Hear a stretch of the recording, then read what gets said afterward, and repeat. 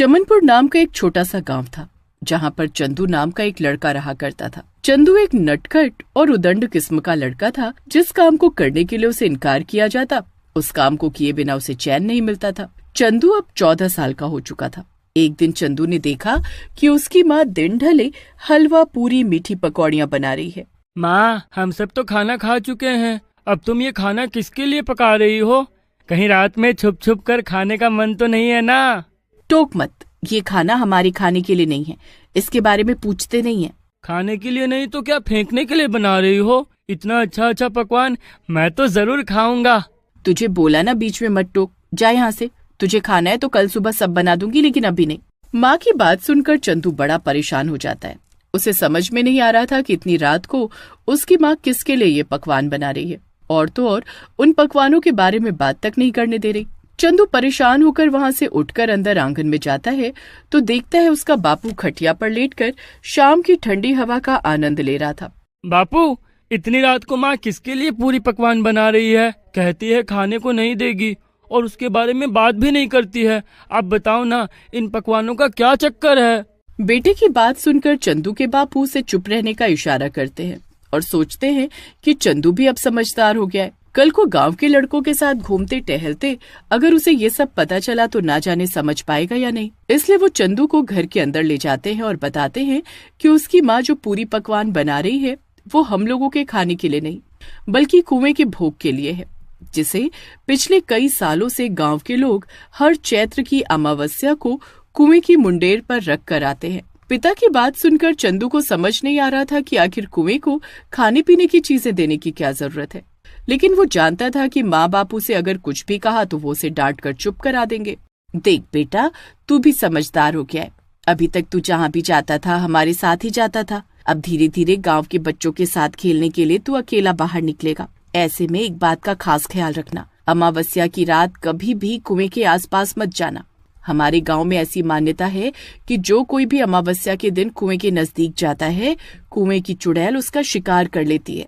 क्या बात कर रही हो माँ? कुएं की चुड़ैल ऐसा कुछ सच में होता है क्या, या गांव के लोगों ने बस कहानी बनाई और आप लोग उनकी बातों में आ गए? चुप कर, इस तरह की बातें नहीं करते। और वैसे भी आज अमावस्या की रात है, तू बस जितना कहा जा रहा है उतना सुन और अपने मुंह पर ताला लगा कर रख। सुनते हैं जी। अब जब चंदू को सब बता ही दिया है तो ऐसा करिए, इस बार भोग चंदू के हाथों ही कुएं पर रखवा दीजिए। कम से कम 1 साल के लिए इसकी सुरक्षा पक्की हो जाएगी। कहते हैं चुड़ैल जिसके हाथों से भोग लेती है ना, उसे परेशान नहीं करती।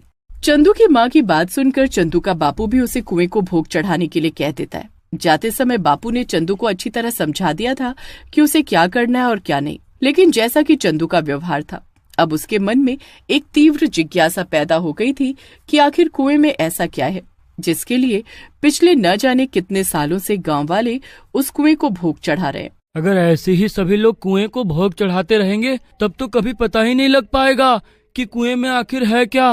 किसी को तो हिम्मत करके देखना ही चाहिए।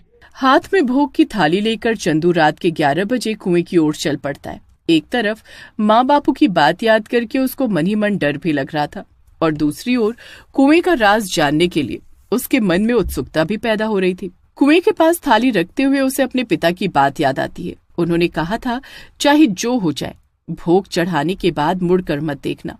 चंदू थाली वहां रखकर 2 कदम आगे बढ़ता है, तभी उसे किसी औरत की हंसी की आवाज सुनाई देती है। चंदू पीछे मुड़कर देखता है तो उसे कुएं की मुंडेर पर बैठकर थाली से खाना खाती हुई एक डरावनी चुड़ैल नजर आती है, जिसे देखकर चंदू के मुंह से चीख निकल जाती है। अरे बाप रे बाप, ये तो सच्चे की चुड़ैल है।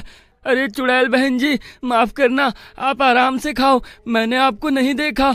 आप भी भूल जाइए कि चंदू नाम के किसी लड़के ने आपको खाना खाते हुए देखा था। कितने साल बाद ऐसा कोई मिला है जिसने मुझे इस कुएं से आजाद कराए। अब तो मैं तुझे नहीं छोड़ सकती। इतना कहकर चुड़ैल जाकर चंदू के शरीर में समा जाती है।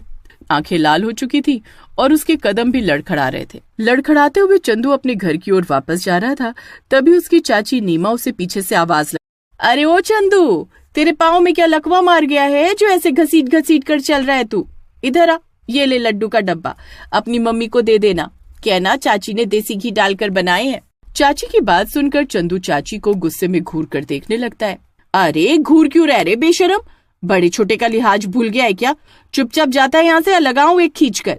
चाची के डांटने पर भी चंदू लगातार अपनी चाची को गुस्से में घूर रहा था और किसी जानवर की तरह गुर्रा भी रहा था, जिसे देखकर चाची आव देखती है ना ताव और चंदू के कान पकड़कर खींचते हुए उसे उसके घर की तरफ ले जाने लगती है। एक तो इतनी रात गए गांव में अकेला घूम रहा है, ऊपर से मुझे आंख दिखाता है। हाँ, आज तो जीजी के सामने तेरी अकल ठिकाने लगाऊंगी। चाची चंदू को लेकर उसके घर पहुंच गई। अरे सुनीता, क्या हुआ? तू चंदू को ऐसे पकड़कर क्यों लेकर आ रही है? और ये कैसा हुलिया बना रखा है इसने? कुछ हुआ है क्या? वही तो मैं भी जानना चाह रही हूँ ना जीजी। लड्डू का डब्बा पकड़ाया था आपके चंदू को, बदले में मुझे घूर घूर कर देख रहा था और जानवर की तरह गुर्रा रहा था। अब तुम ही देख लो, क्या चाची की बात की इतनी भी कीमत नहीं है कि ये हमारा कहा मान ले? चाची गुस्से में बड़बड़ाती जा रही थी और वहाँ चंदू के चेहरे के भाव तेजी से बदल रहे थे। देखते ही देखते चंदू का चेहरा बदलने लगता है और उसकी जगह एक चुड़ैल का चेहरा नजर आने लगता है। अरे सुनीता, ठहर जा, बोलती चली जा रही है। एक बार उसके चेहरे की तरफ तो देख। अरे ये हमारा चंदू नहीं है, कुछ हो गया इसे। जेठानी की बात सुनकर सुनीता चंदू के चेहरे की ओर देखती है तो उसे उसमें एक चुड़ैल का चेहरा नजर आने लगता है। अरे ये क्या हो गया मेरे बेटे को? कहीं वो कुएं वाली चुड़ैल मेरे चंदू के पीछे तो नहीं लग गई? लेकिन ऐसा कैसे हो सकता है? इसने तो कुएं पर भोग भी चढ़ा दिया था। क्या कहा? ये कुएं पर भोग चढ़ाकर लौट रहा था? और नहीं तो क्या। अरे अब तो हमको भी लग रहा है कि इस पर वो कुएं वाली चुड़ैल आ गई है, लेकिन उस चुड़ैल को तो कुएं में कैद कर दिया था ना, वो बाहर कैसे आई? 30 साल पहले मुझे उस कुएं के पानी में कैद कर उस तांत्रिक को क्या लगा था कि तुमने हमेशा के लिए मुझसे छुटकारा पा लिया? याद है न, कैद करते समय मुझे क्या वचन दिया था तांत्रिक ने? कहा था कि हर चैत्र अमावस्या को गांव वाले मुझे भोग चढ़ाएंगे, लेकिन अगर किसी ने मुझे वो खाते देख लिया तो मैं अपनी कैद से आजाद हो जाऊंगी। कितने वर्षों के बाद किसी ने पलटकर मुझे देखा और उसी के साथ मेरे ऊपर लगे सारे बंधन खत्म हो गए। अब मैं अपनी बरसों की प्यास बुझाऊंगी।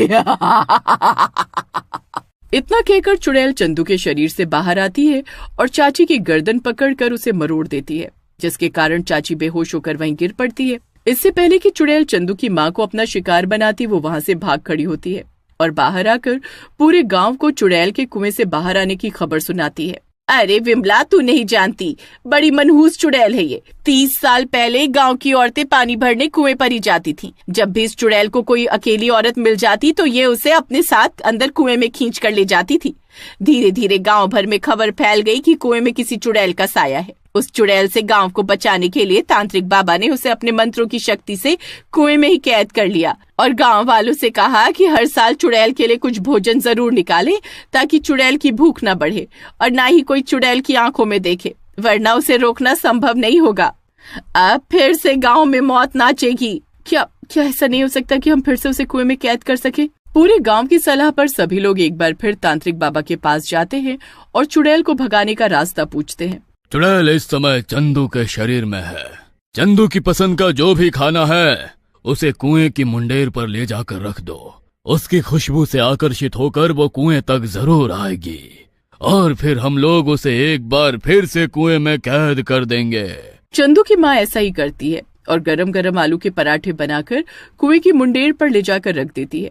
आलू के पराठे की खुशबू से चंदू के शरीर में रह रही चुड़ैल कुएं तक आती है और जैसे ही उन आलू के पराठे को छूती है, एक जोरदार चीख सुनाई देती है। तभी पेड़ के पीछे छिपे हुए बाबा मंत्र पढ़ते हुए अपने हाथ में जल लेकर कुएं के ऊपर छिड़कने लगते हैं और कुएं के चारों ओर एक घेरा बनाकर चुड़ैल को वापस उसमें कैद कर देते हैं।